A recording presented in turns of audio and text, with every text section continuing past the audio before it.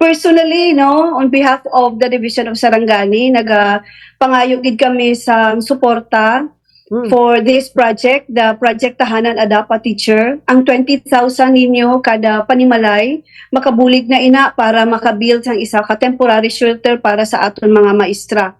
Buligan naton ang aton mga maestra bilang isa ka individual nga amo gid ang nagabulig sa aton mga estudyante para ma-develop ang ilang holistic nga personality. So this time, nagapangayo kami sang bulig. So gusto ko lang i-feature ang isa namon ka teacher. Ang isa namon ka teacher, nagkadto sa opisina kahapon Bomboed, ang hambal niya, ma'am, bago lang ako na promote from teacher 1 to teacher 3. Kag nami man ang akon nga tubas, ma'am, I will adopt one teacher. Tulog naman luha ko Bomboed.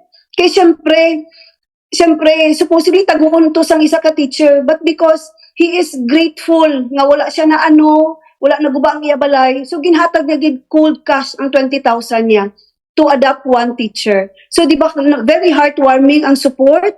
Una-una abi ko isa, duha, tatlo lang magsuporta. So nag-abot kita 600,000. Sabi ko, hala, very overwhelming gid ang tabang sang tanan. So despite sang kadakuon sang amount nga na-receive namon Bomboed, kulang pagihapon. So that's why I am knocking the doors of your heart sa mga generous nga mga tao nga nagapamati sa subong nga program.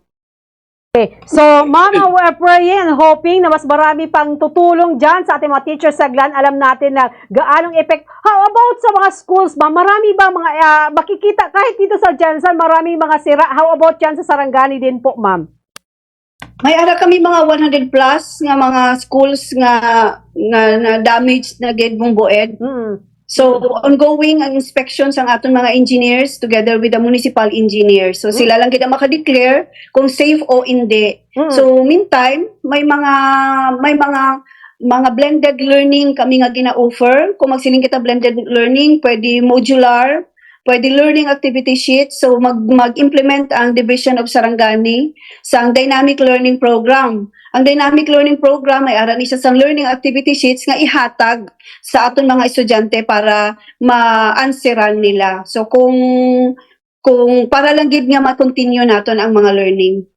Ma'am, yung modular start na ba or wala pa something ganun, Ma'am Donna? By Monday, mag-resume na ang iba namon nga eskwelahan. Ang iban subong nag-resume, no?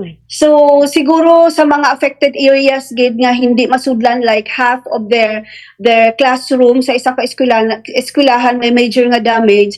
So, i-recommend namon ni siya nga mag-blended learning sila. Magamit lang sila sang learning activity sheets or sang module. Okay.